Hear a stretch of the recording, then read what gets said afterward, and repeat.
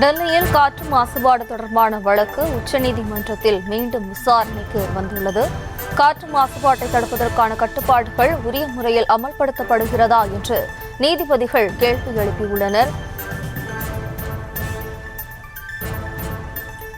12ஆம் வகுப்பு வரை ஆன்லைன் வகுப்புகள் நடத்துவது குறித்து முடிவெடுக்க உச்சநீதிமன்றம் உத்தரவு பிறப்பித்துள்ளது.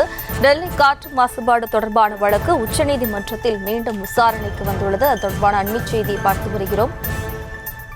காற்று மாசுபாட்டை தடுப்பதற்கான கட்டுப்பாடுகள் உரிய முறையில் அமல்படுத்தப்படுகிறதா என நீதிபதிகள் கேள்வி எழுப்பியுள்ளனர். டெல்லி அண்டை மாநிலங்கள் +2 வரை நேரடி வகுப்புகளுக்கு தடை விதித்து ஆன்லைன் வகுப்புகளை நடத்துவதற்கும் உச்சநீதிமன்றம் உத்தரவு பிறப்பித்துள்ளது.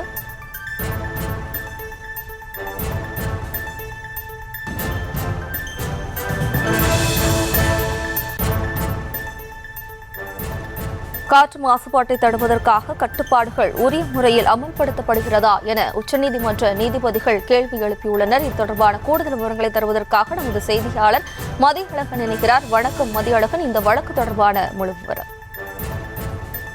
காற்று மாசுபாடு தொடர்பாக உச்சநீதிமன்றத்தில் மனு தாக்கல் செய்யப்பட்டு இந்த வழக்கினுடைய விசாரணை இன்றும் நடைபெற்று வருகிறது. அப்பொழுது நீதிபதிகள் பல்வேறு கேள்விகளை எழுப்பியிருக்கிறார்கள். குறிப்பாக காற்று மாசுபாட்டை தடுப்பதற்கான விதிக்கப்பட்ட கட்டுப்பாடுகள் உரிய முறையில் அமல்படுத்தப்படுகிறதா, இந்த கட்டுப்பாடுகள் அமல்படுத்துவது தொடர்பாக கண்காணிப்பு மேற்கொள்ளப்படுகிறதா என்றும் நீதிபதிகள் கேள்வி எழுப்பியிருக்கிறார்கள். கட்டுப்பாடுகளை கட்டுப்பாடுகள் விதிக்கும் பட்சத்தில் காற்று மாசுபாடு குறையும் என காற்று தர மேலாண்மை ஆணையம் காத்திருப்பது தவறானது என்றும் நீதிபதிகள் தெரிவித்திருக்கிறார்கள்.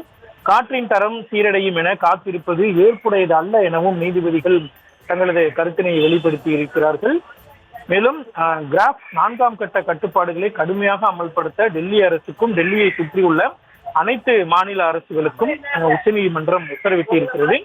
அதனை கண்காணிப்பதற்கான குழுக்களை அனைத்து மாநிலங்களும் உடனடியாக அமைக்க வேண்டும் என்றும் உச்சநீதிமன்றம் உத்தரவு பிறப்பித்திருக்கிறது.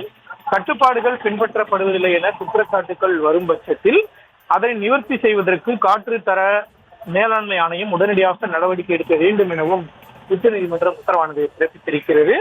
டெல்லி மற்றும் அதனை சுற்றியுள்ள மாநில அரசுகள் 12ஆம் வகுப்பு வரை நேரடி வகுப்புகளை நிறுத்துவது தொடர்பாக, அதாவது பள்ளி மாணவர்களுக்கு நிறுத்துவது தொடர்பாக முடிவெடுக்க வேண்டும் எனவும் உச்சநீதிமன்றம் அறிவுறுத்தலை தெரிவித்திருக்கிறது.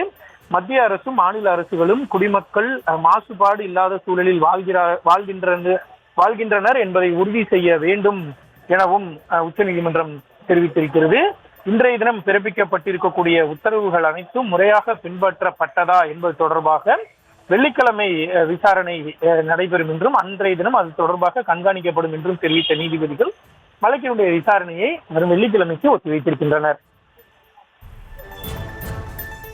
விவரங்களுக்கு நன்றி மதியாள். செய்திகளை உடனுக்குடனும் துல்லியமாகவும் தெரிந்து கொள்ள சப்ஸ்கிரைப் பண்ணுங்க.